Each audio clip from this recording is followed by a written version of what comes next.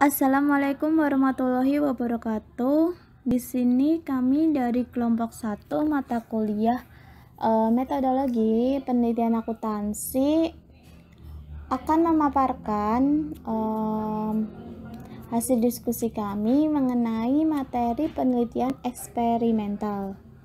Sebelum masuki materi, izinkan saya untuk memperkenalkan anggota kelompok saya. Yang pertama ada saya sendiri, Anissa Nur Afifah, NPM 025. Yang kedua ada Taufik Khairuddin, NPM 046.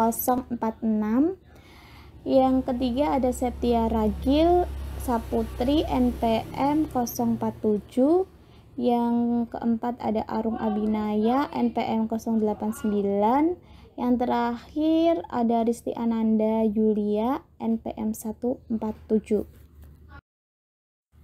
Untuk yang pertama yaitu Abdel Halik dan Anjinskia 1979 itu memberikan definisi mengenai sifat eksperimen, di mana peneliti itu memanipulasi satu atau lebih variabel dengan subjek yang ditugaskan itu secara acak ke berbagai kelompok.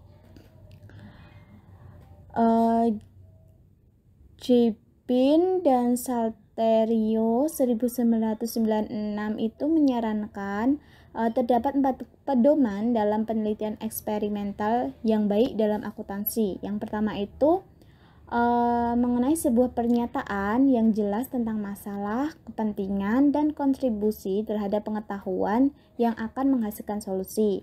Yang kedua, mengenai sebuah pernyataan yang jelas tentang teori yang mendasari proses, khususnya teori yang mendorong perilaku dan dampak konteks pada teori tersebut.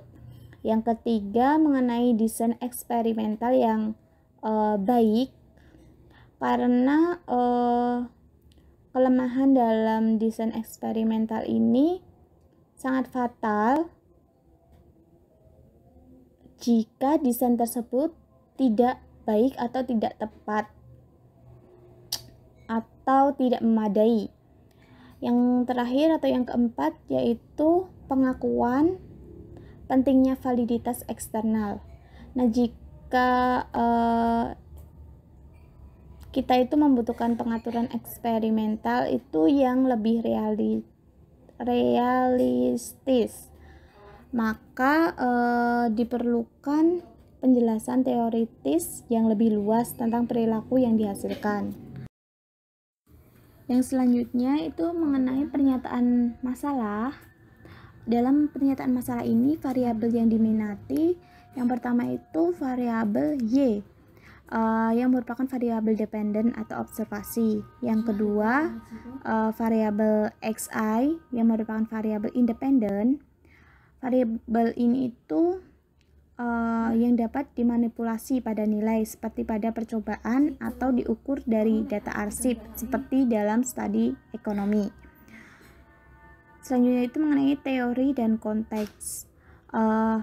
Dengan adanya ledakan penelitian eksperimental dalam audit pada pertengahan 1970-an itu, penggunaan subjek berpengalaman atau praktisi ahli itu dianggap penting untuk memberikan validitas eksternal yang diperlukan terhadap penelitian. Terus penggunaan sebagian besar siswa dalam sebuah penelitian itu telah dibenarkan oleh sejumlah penulis. Yang pertama itu ada Aston dan Kramer 1980. Dalam review penelitiannya itu baik dalam bisnis maupun psikologi itu menjelaskan bahwa perilaku pengelolaan informasi siswa dan pengambilan keputusan yang sebenarnya dalam dunia nyata itu tidak berbeda jauh. Yang kedua ada menurut Abdul Muhammadi dan Freyk 1987, beliau berpendapat bahwa untuk tugas keputusan yang sangat terstruktur, kinerja siswa tidak boleh berbeda secara signifikan dari pembuatan keputusan di dunia nyata. Yang ketiga ada dari pendapat Mike Kay dan Villerly 1987 dan Stock and Watson 1984 itu mengatakan bahwa penelitian terakhir telah melaporkan bahwa tidak ada perbedaan antara subjek dengan dan tanpa pengalaman kerja dalam percobaan menggunakan dataset informasi keuangan. Terus ada peran teori di pengaturan penilaian sebenarnya. Untuk memanfaatkan potensi kekuatan pengaturan eksperimental dalam pengujian hubungan kasual, kerangka teoritis yang dikembangkan dengan baik itu sangat penting. Begitu kerangka teoritis telah ditetapkan, maka peneliti dapat memutuskan variabel mana yang harus dimanipulasi dan diukur, dan yang dapat dikendalikan.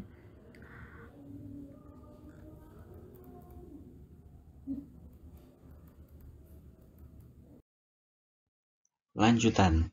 B. Penanaman penilaian dalam konteks tugas tertentu. Pertanyaan tentang konteks adalah ancaman yang potensial terhadap validitas eksternal penilaian pada tugas percobaan. Kita mungkin tidak yakin apakah temuan yang diamati disebabkan oleh variabel yang dikenai manipulasi atau dampak variabel tersebut sebagai kompleksitas tugas, lokasi, batasan waktu, intensif, dan lain-lain. C. Peran insentif terhadap peserta. Salah satu masalah kontekstual adalah perhatian khusus yang menimbulkan sejumlah isu terkait ketersediaan dorongan untuk memotivasi peserta untuk mengerahkan upaya dalam pelaksanaan tugas dapat menciptakan lebih banyak masalah yang dipecahkan. Libby dan Leib pada tahun 1992 memberikan contoh yang menarik tentang hal ini, di mana mereka menyarankan bahwa kebisingan konseptual yang diperkenalkan oleh skema insentif dipengaruhi oleh faktor-faktor yang tidak terukur. D. Penggunaan profesional sebagai peserta penelitian. Seperti yang dibahas di atas, beberapa jurnal dan beberapa pengaturan eksperimental menurut penggunaan peserta profesional yang terampil. Hal ini menjadi semakin sulit, bahkan di luar jurnal-jurnal kelas atas, untuk menerbitkan penelitian eksperimental dengan menggunakan khalayak siswa sepenuhnya. Desain eksperimental. A. Desain kelompok kontrol hanya pasca tes. Subjek secara acak ditugaskan untuk perlakuan, yaitu untuk berbagai tingkat variabel independen atau penjelas. B. Desain kelompok kontrol prates atau pasca tes. Subjek diukur untuk melihat bagaimana mereka bereaksi terhadap perlakuan berturut-turut. Tetapi kali ini desain eksperimental sebelum dan sesudah digunakan yang memungkinkan desain penelitian untuk mengontrol perbedaan individu. C. Desain faktorial antara subjek. Melibatkan variasi simultan dari dua atau lebih perlakuan, sehingga dapat memantau dampak terpisahnya pada variabel independen dan setiap efek interaktif potensial antara variabel penjelas. Keuntungan desain faktorial jenis ini ada 4, yaitu efek interaksi dapat dievaluasi, variabel pengganggu yang berpotensi dapat dipertahankan konstan di dalam sel sehingga pengaruh dapat dievaluasi. Validitas eksternal berpotensi dapat ditingkatkan dengan temuan yang menunjukkan efek serupa di sejumlah karakteristik subjek. Desain ini lebih ekonomis dan lebih sederhana dalam penggunaan mata pelajaran. Lanjutan. D. Desain faktorial dalam subjek. Dalam desain antara subjek hanya menerima satu perlakuan, sedangkan desain dalam subjek setiap subjek menerima semua perlakuan berturut-turut. atau yang sering disebut dengan desain tindakan berulang. Desain ini memiliki keuntungan. Yang pertama, membutuhkan lebih sedikit subjek. Yang kedua, kekuatan listrik dari hasil berpotensi lebih besar. Yang ketiga, sangat berguna untuk memeriksa perbedaan dalam penggunaan informasi dan dampak dari perlakuan yang berbeda dalam lingkungan belajar dan pelatihan. Hampir selalu ada variabel lain yang berpotensi berpengaruh yang mengancam validitas internal, dan ini harus ditangani dengan melakukan beberapa bentuk kontrol. Kelompok kontrol adalah kelompok untuk menahan variabel asing konstan dengan mengontrol variabel-variabel yang tidak terlibat langsung dalam hubungan yang sedang diselidiki. Pengajakan adalah sehingga distribusi variabel memiliki kemungkinan yang sama di semua variabel independen. Penugasan acak mengasumsikan bahwa faktor yang sama akan mempengaruhi setiap kelompok perlakuan. Yang ketiga, memegang konstan, sehingga variabel memiliki nilai yang sama di semua nilai variabel independen. Yang keempat, pencocokan, sehingga distribusi variabel adalah umum di masing-masing variabel independen. Pencocokan secara efektif menghalangi studi tentang karakteristik cocok. Jika menimbulkan masalah, maka dimasukkan variabel yang cocok sebagai variabel penjelas. Yang kelima, penyeimbang. Menggunakan semua kombinasi urutan perlakuan akan mengatasi dampak efek urutan apapun, tetapi akan memerlukan persiapan berbagai versi eksperimen. Dan yang keenam, mengabaikan variabel, baik dengan sengaja. Jika variabel dianggap memiliki dampak yang tidak penting atau tidak sengaja, jika dampaknya tidak dipertimbangkan sama sekali. Masing-masing alternatif memiliki potensi jebakan. Beberapa variabel mungkin sangat sulit diukur sehingga diupayakan penggunaan variabel proksi sebagai gantinya. Pemeriksaan manipulasi digunakan untuk membantu memastikan bahwa subjek benar-benar memahami baik instrumentasi dan apa yang diperlukan dari mereka. Dan untuk memantau jalannya percobaan, terutama pada tahap percontohan, jika memungkinkan untuk memastikan bahwa perlakuan yang berbeda menghasilkan perubahan ke arah yang sama seperti yang diharap. Pertukaran validitas. 3 masalah validitas yang berbeda dalam eksperimen adalah validitas konstruk, internal, dan eksternal. Yang pertama, ancaman terhadap validitas konstruk. Validitas ini menggambarkan sejauh mana konstruk abstrak berhasil dioperasionalkan. Penafsiran teori dilakukan melalui penggabungan konstruksi dan pengoperasionalnya konstruksi ini dengan variabel terukur. Jika tidak memungkinkan, maka ganti dengan variabel proksi yang dapat diukur tetapi mungkin kurang dari proksi yang sempurna. Proksi yang tidak sempurna berarti pengujian hipotesis yang cacat. Dalam Nunali 1978 menjelaskan 3 aspek pembangunan validitas konstruk. Yang pertama, tentukan variabel, yang keduanya dapat diamati dan terkait dengan konstruk. Ini sebagai informasi bagi peneliti. Item mana yang diukur dan dievaluasi pada langkah berikutnya. Yang kedua, tentukan sejauh mana variabel yang diamati ini adalah ukuran yang diandaikan dari satu atau lebih konstruk dan hubungan timbal balik di antara item yang diukur. Yang ketiga, tentukan sejauh mana ukuran konstruksi digunakan akan menghasilkan hasil yang dapat diprediksi.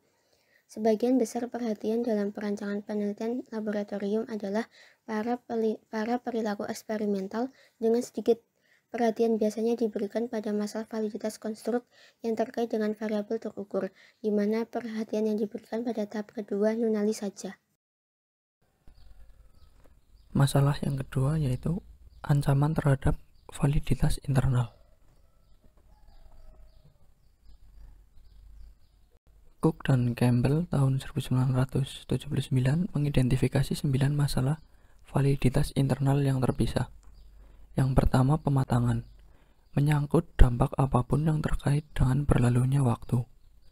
Yang kedua, sejarah, itu hampir sama dengan yang pematangan, namun lebih peduli dengan perubahan lingkungan yang mungkin berdampak pada penelitian daripada dengan perubahan dalam subjek.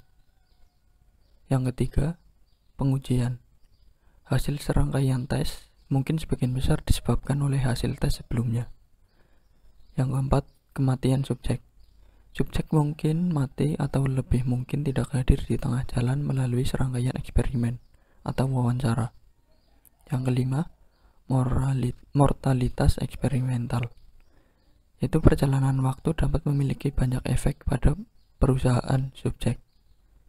Yang keenam, peralatan, yaitu bahan, instruksi, dan prosedur yang identik harus digunakan selama penelitian, selain di mana perawatan sedang sengaja divariasikan. Yang ketujuh, yaitu pilihan.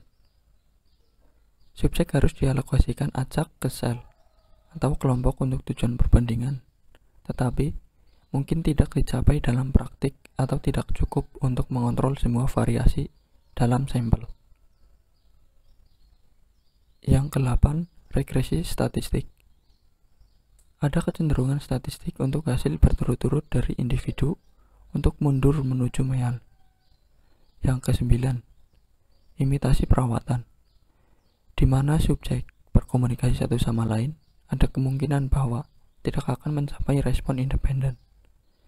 Yang terakhir, demoralisasi penuh kebencian, yaitu perlakuan berbeda menyebabkan tingkat motivasi yang berbeda di antara subjek dengan dampak konsekuensi pada hasil. Untuk masalah yang ketiga, yaitu ancaman terhadap validitas eksternal. Christensen tahun 1994 menetapkan 3 bentuk perhatian validitas eksternal. Yang pertama, validitas populasi, yaitu temuan penelitian harus digeneralisasikan kepada orang lain, perusahaan, negara, dan atau budaya sebagaimana mestinya. Yang kedua, validitas ekologi, yaitu temuan penelitian dapat digeneralisasi untuk situasi lain dan pengaturan lingkungan. Persyaratan ini memacu pencairan realitas yang lebih besar dalam eksperimen dan meningkatkan perhatian pada konteks eksperimen. Yang terakhir, validitas sementara, yaitu temuan penelitian dapat digeneralisasikan sepanjang waktu. Penelitian kuasi eksperimen. Eksperimen yang dilakukan di lapangan masih sangat jarang muncul dalam literatur, terutama karena kendala akses, pertimbangan etis, dan bahkan serikat pekerja. Kendala seperti itu sama sekali tidak membatasi pada tahun 1924, ketika serangkaian eksperimen dimulai yang telah menjadi salah satu contoh eksperimen paling terkenal di lapangan, meskipun besar untuk alasan yang salah. Eksperimen Hawthorne, Mayo 1993, Rodlisberger dan Dickson 1939, tetap menjadi indikator klasik tentang apa yang bisa salah dalam kondisi eksperimental ketika perencanaan tidak cukup mengantisipasi berbagai kemungkinan tanggapan. Ancaman yang diamati terhadap validitas terkait dengan efek Hawthorne dapat dengan mudah dibagi dalam 3 cara, yaitu ineksikalitas, efek eksperimen, dan mediasi subjek. Lanjutan. Implikasi untuk ketiga efek ini pada penelitian akuntansi mungkin dijelaskan masing-masing sebagai ancaman validitas eksternal, karena subjek tidak akan berperilaku sama dalam konteks yang berbeda, atau bahkan dalam konteks yang sama pada periode waktu berikutnya. Ancaman validitas internal yang terkait dengan penggunaan peneliti yang berbeda untuk administrasi percobaan, ketika mereka tidak ditulis atau tidak mendekati eksperimen dengan cara yang sama. Ancaman validitas internal. Beberapa dari asumsi tentang pribadi karakteristik, kemampuan dan motivasi subjek penelitian, serta pemahaman tentang tugas eksperimental dan instrumensi. Jenis hasil yang diamati dalam studi Hawthorne memberikan peringatan perawatan yang diperlukan jika kita merenungkan pencarian validitas eksternal yang lebih besar dalam peraturan eksperimental. Perencanaan rinci pada tahap desain sangat penting dalam pengaturan eksperimental. Meski begitu, sangat sulit untuk memastikan 100% mencangkup segala sesuatu yang dapat menyebabkan kesulitan, yang berarti bahwa eksperimen tambahan mungkin diperlukan untuk memperbaiki kekurangan. Jika akses ke mata pelajaran sangat dibatasi, baik berdasarkan waktu atau ketersediaan, hal ini dapat menimbulkan masalah dan paling tidak akan menunda analisis.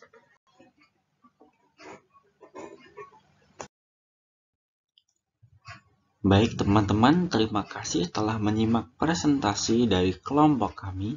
Apabila terdapat tutur kata atau penyampaian kata yang tidak mengenakan bagi teman-teman, mohon dimaklumi dan dimaafkan. Sekian, wabillahi taufiq walhidayah. Wassalamualaikum warahmatullahi wabarakatuh.